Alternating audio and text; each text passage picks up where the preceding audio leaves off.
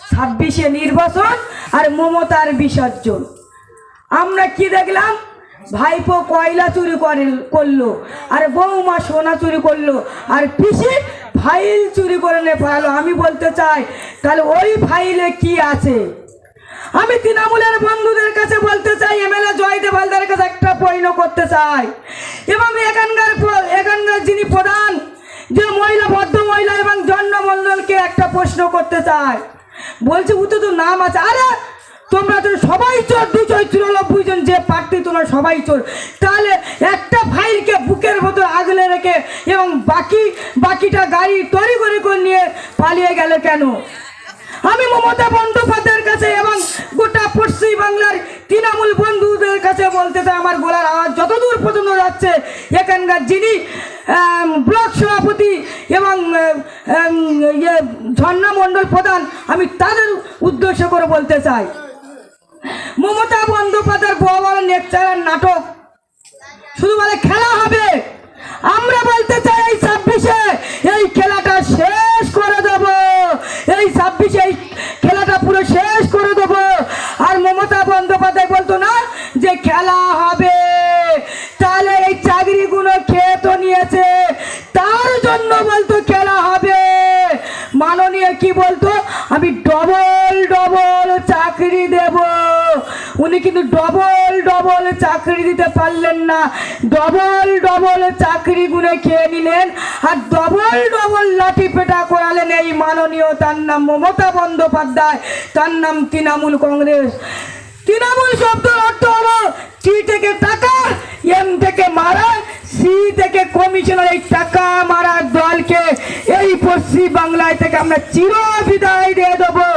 এই তৃণমূল সরকার এই পশ্চিম বাংলায় আর কারণ নাই দরকার। এই ফাইল চোর মমতা, গোটা পশ্চিম বাংলার জনতা বুঝে গেছেন যে মমতা বন্দ্যোপাধ্যায় ফাইল চুরি করেছে। কারণ ওই ফাইলে কি আছে আমি বলতে চাই, এখানকার যিনি প্রধান, যে এখানকার যিনি ভদ্র মহিলা যিনি প্রধান ঝর্ণা মণ্ডলকে বলতে চাই, ওই ফাইলে আছে অভয়ার খুনের প্রমাণ লোপাট করার, শুধু তাই নয় ওই ফাইলে আছে চাকরির প্রমাণ। এখানকার যত কৃষকের ওই ফাইলে নাম রয়েছে। মমতা বন্দ্যোপাধ্যায় তড়িঘড়ি পালিয়েছেন। আমি মমতা বন্দ্যোপাধ্যায়কে বলতে চাই, এখানকার সেই বিধায়ক, সেই চোর বিধায়ককে বলতে চাই, জয়দেব হালদারকে, কারণ জয়দেব হালদারের সেলের প্রমাণটা ওই ফাইলে ছিল। এবং সেই চোর এমপি সেই বাপি হালদার ধিক্কার জানাই তৃণমূলের বন্ধুদের কাছে, ধিক্কার জানাই। পিসি চুরি করে আবার ধর্ণা দিতে গেছে কোথায়? সেই স্বরাষ্ট্রমন্ত্রীর দপ্তরের কাছে। বলে 6 ফুটের বাড়ি, বাপি হালদার ঠান্ডা হলো, আবার বলে মৌমিত্র বলে বেগুনের বাচ্চা, আর আমরা তো বাঘের বাচ্চা।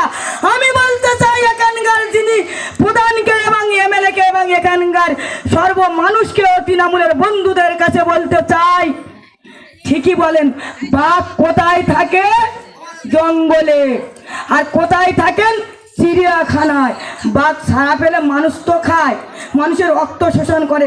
আর মমতা বন্দ্যোপাধ্যায় তেমনি বাঘ, কারণ উনি সবার রক্ত মাংস খায়। তাহলে এই মমতা বন্দ্যোপাধ্যায়কে আমরা জেলখানায় ভরাবো, এবং এই মমতা বন্দ্যোপাধ্যায়কে আমরা চিড়িয়াখানায় ভরাবো এবং টিকিট কেটে দেখব, তাতে আমাদের কোনো কষ্ট হবে না। এই বাঘকে পশ্চিম বাংলায় যদি আমরা রাখি, তাহলে পশ্চিম বাংলাটা শেষ করে দেবেন এই বাঘিনী। 26-এ নির্বাচনে মমতার দিতেই হবে বিসর্জন। তৃণমূলের বন্ধুদের কাছে বলতে চাই, সেই কয়লা ভাইপোর কাছে বলতে চাই, বলেছিলেন এসআইআর করতে দেব না। আরে এসআইআর এর ভয় কিসের বন্ধু? তুমি যদি এক বাপের বেটা যদি হয়ে থাকতে, তাহলে এসআইআর ভয় কিসের? বলেছিলেন নির্বাচন কমিশনারের বাপের নাম কি, আর স্বরাষ্ট্রমন্ত্রী অমিত শাহজির বাপের নাম কি? যদি না দেখাতে পারে, তাহলে গাছের গায়ে বেঁধে এবং ল্যাম্পপোস্টে বেঁধে মারধর করব। আর সাইন্তিকা বলেছিলেন যে আমরা ধর্নায় বসবো। আমিও তখন বঙ্গ টিভিতে নিউজ বাংলায় থেকে বলেছিলাম যে তৃণমূলের বন্ধুরা শুনে রেখে যদি এখান যোগ্য ভোটার, যদি এখানকার স্থানীয় ভোটার যদি বাদ যায়, আমি রেবেকা ও ধন্যায় বসবো।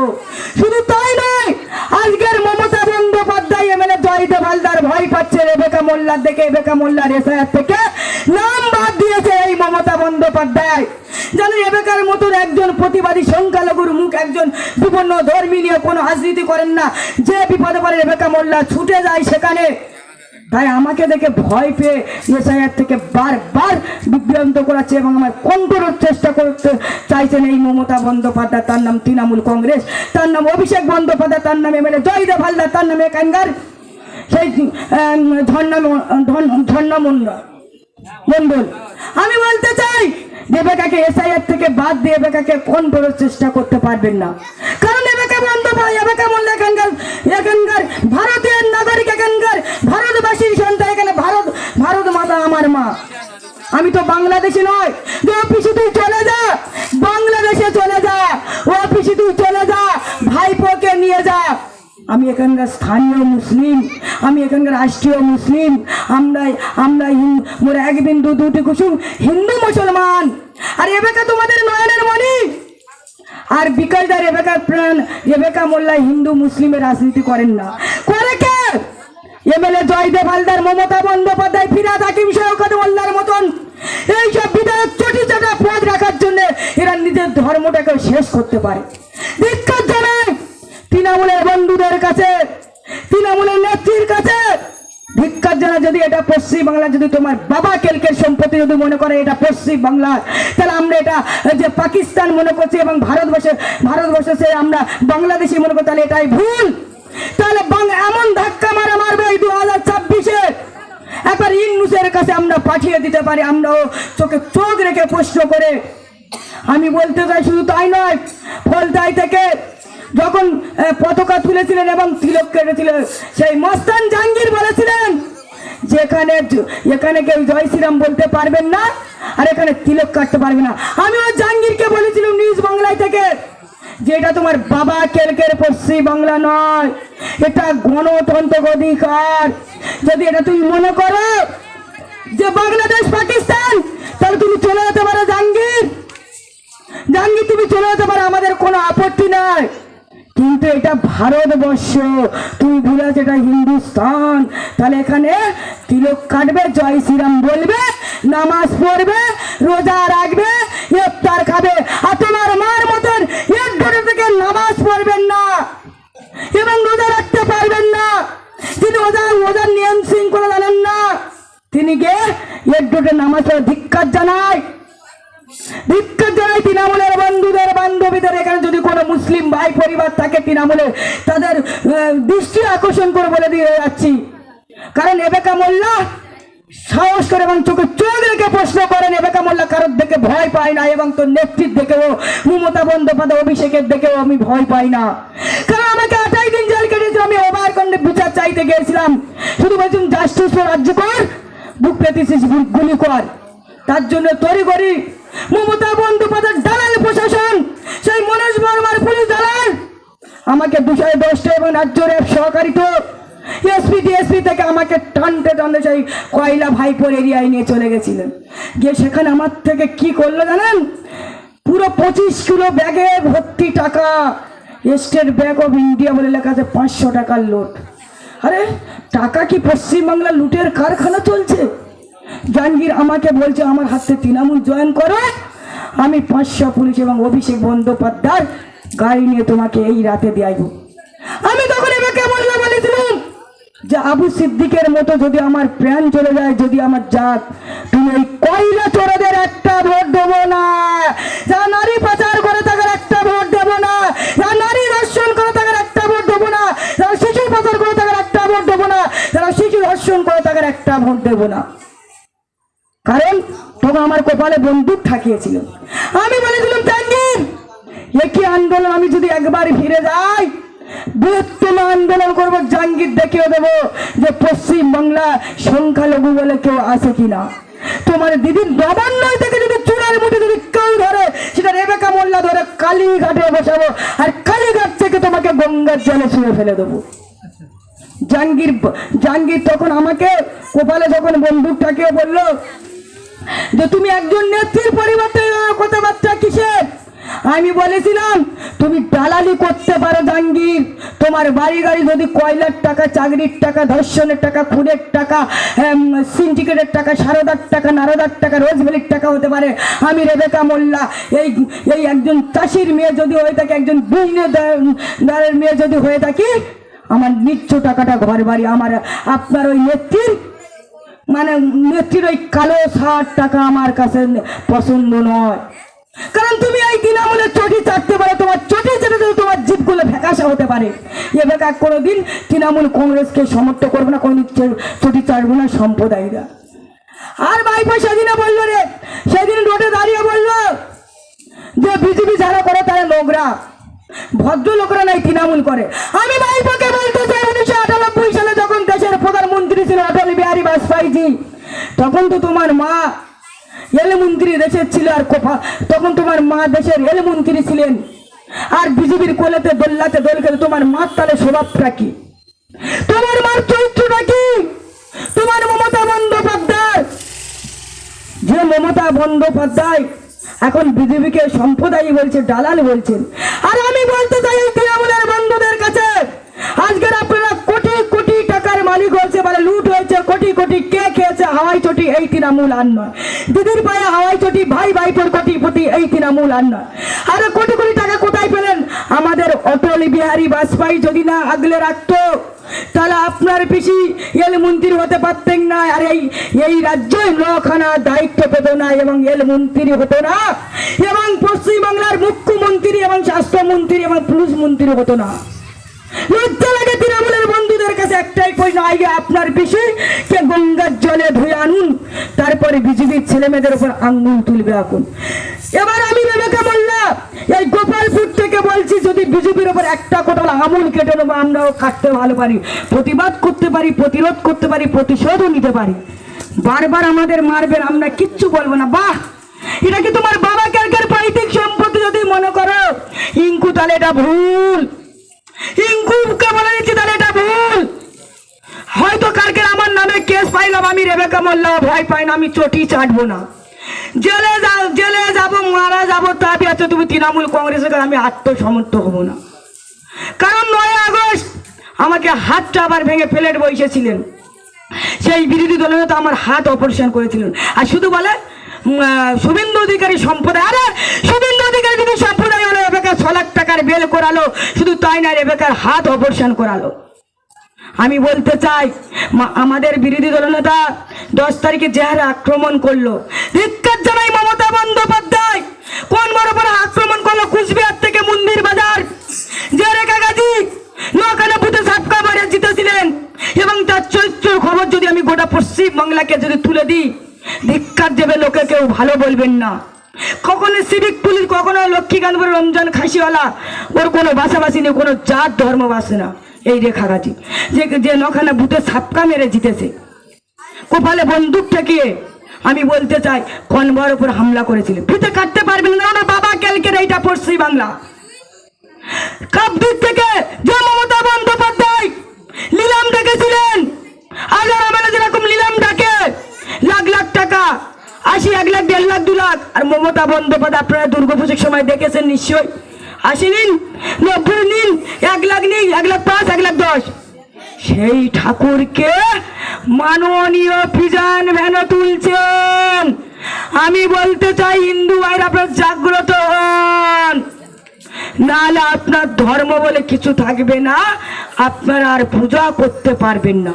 আমি মুসলিম সম্প্রদায়ের মেয়ে, আমি ডাইরেক্ট গোপালপুর মাঠে এবং গোপালপুর স্থানীয় এলাকা থেকে দাঁড়িয়ে বলতে চাই, ফিজান ভ্যানে কারা উঠে? সেই 80 বছরের ফুল ঝুনি নারকেল পাত্র, আর 20 বছরের ফুল ডাব অর্পিতা উঠেছিলেন মদন মিত্র, উঠেছিলেন যে নারদা রোজভ্যালি সারদার টাকাকে কুনাল বলে বোঝাবাই না, সুরেল বাই না, কুনালের মাথায় টাক। আর মৃত্যু কথা শুনবি যদি মমতা ব্যানার্জির ডাক উঠেছিলেন। আর আজকের বলেন ভালো, আর কল্যাণ বন্দ্যোপাধ্যায় বলে বিজেপি কার মাথাটা গেছে। আরে মাথা তো তোমার দিদিমণির গেছেন, তোমার দিদিমণির মাথাটা আর 26-এ থাকবে না। মানে ইতিহাসে ইতিকথা ভূগোলতে গোল আসবে গন্ডগোল। আমি বলতে চাই এই শীতকালে সময় সংক্ষিপ্ত আরেক দু একটা কথা বলে আমি আপনাদের কাছ থেকে বিদায় নিয়ে যাব। আমি বলতে চাই এমন বাজে ইঙ্কু 2024-এ একজন মুসলিম ছেলে এখানকার দায়িত্ব ছিল সাজেদুল বলে, তাকে মারধর করলো, করার পর তাকে কোথায় তুললো? থানায় থেকে তুললো মন্দির বাজার। সেখানকার আইসি ছিল গৌতম শাহ, যিনি এখন দালালি করলো তৃণমূলের সঙ্গে। এখন যিনি তৃণমূলের সঙ্গে দালালি করে সিআইডি হয়েছে দালালি করেছেন, তার সামনে গালগালাজ করলো। যদি থানায় যদি নিরাপত্তা যদি না পাই, তাহলে বাড়ি থেকে কি করে নিরাপত্তা পাবো? কারণ দেবেন না নিরাপত্তা মনোজ বারবার পুলিশ, এবং দেবেন না বিনীত গোয়েলের প্রশাসন, দেবেন না রাজীব কুমারের প্রশাসন, কারণ মমতা বন্দ্যোপাধ্যায় দালালি করেন। আমি বলতে চাই বিনীত গোয়েল, রাজীব কুমার, টাকাটা আপনার বাপও পাঠাচ্ছে কেন্দ্র থেকে। আপনি মমতা বন্দ্যোপাধ্যায়ের টাকা আপনি এই পশ্চিমবাংলায় চলে না। টাকাটা কেন্দ্র থেকে পাঠাচ্ছে 100 দিনের জব কার্ডের টাকা। তৃণমূলের বন্ধুগার বলতে চাই শুকিয়ে গেছে। কোমর মোটা হতো, পাছা মোটা হতো তৃণমূলের বন্ধুদের। কেন জব কার্ড তো দেয়নি? কি খেত? সিগারেট খেত, বুড়ো বুড়ো ইলিশ মাছ তুলতো বাবা কেলকের টাকা। যেই জব কার্ডটা বন্ধ করলো তখন কেন্দ্র সরকার দেয় না। আরে এতদিন বলেছিল আমার তো মা দিচ্ছিল, কেন্দ্র সরকার মিশিমিশি 1 বছর বন্ধ করে দিল, তখন দেয় না কেন্দ্র সরকার। আরে আমি রেবেকা মোল্লা বাড়ি থেকে 200 টাকা নিয়ে এসেছি, তো আমার বাবা আমাকে জিজ্ঞাসা করবে না যে টাকাটা কোথায় কোন খাতে দিলেন? তাহলে আমার তো জিজ্ঞেস করবে, আমি তো হিসাব দেবো। মমতা হিসাব দেবেন না, বড় কথা। আবার বলছে বাংলা আবাস যোজনা, যেই কেন্দ্র সরকার পশ্চিম বাংলায় কাটমানি দেখতে পেয়ে যখন বন্ধ করে দেয়, হিসাব দিন, টাকা নিন। আমি দেখলাম এখানে যখন আসছি রাস্তার কি অবস্থা, এবং শুধু তাই নয়, সব পুরো ঘর এখনো। আর তৃণমূলের নেতারা ঘরে বসে বসে কি করে দোতলা বাড়ি বাড়াচ্ছে, কি করে বড় বড় জায়গায় একবার সিলকাট ফ্লেক খাচ্ছে, যেন বাবা কেলকের পয়সা। এই গোপালপুরের মানুষ, এখানকার গোপালপুরের ভিখারিরা, তারাও ট্যাক্সের টাকা দেয়। সেই ট্যাক্সের আবার আপনার টাকা নবান্নই শুধু তোলায় বসে এসির হাওয়াতে দোল্লাতে দোল খায়। আর পশ্চিমবাংলার মানুষের খালি খুন আর দর্শন এই মমতা বন্দ্যোপাধ্যায়ের পুরো পরিকল্পিত।